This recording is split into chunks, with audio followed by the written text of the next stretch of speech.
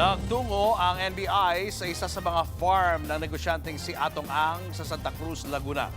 Posible raw kasing naroon si Atong Ang at live mula sa Santa Cruz, Laguna, nasa frontline ng balitang yan si Dave Abuel. Dave, kumusta? Nandiyan ba si Atong Ang? Julius, hanggang sa mga oras na ito, hindi pa rin nakikita ng mga otoridad ang negosyanteng si Atong Ang dito sa kanyang farm sa Santa Cruz, Laguna.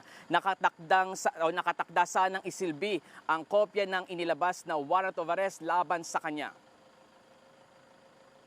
Pagkalabas ng arrest warrant bago magtanghali kanina, dito agad bumiyahe ang mga operatiba ng NBI-NCR. Posible raw kasing nandito si Atong Ang.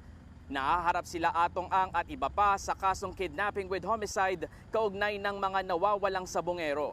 Pero pagdating dito mag-alas 6 ng gabi, tanging caretaker lang ang humarap sa NBI. Ayon sa caretaker, wala si Atong Ang sa loob.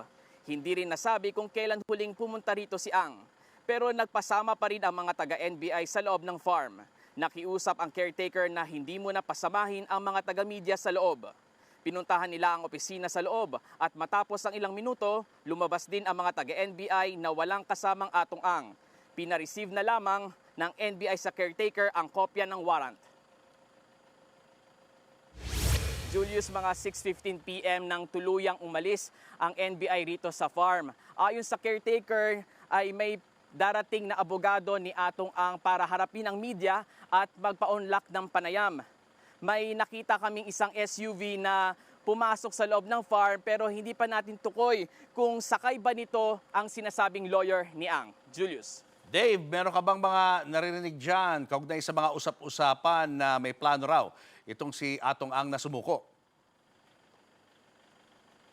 Julius, sa ngayon ay hinihingi pa natin o kinukumpirma pa natin yung impormasyon na yan sa tagapagsalita ng National Bureau of Investigation. Actually, ngayong hapon, sinubukan natin mag-set ng interview sa tagapagsalita ng NBI na si Palmer Malyari. Pero ayon sa PIO ay hindi muna magpapa-unlock ang NBI ngayong araw at baka sa mga susunod na araw na lamang. Julius. Maraming salamat, Dave Abuel.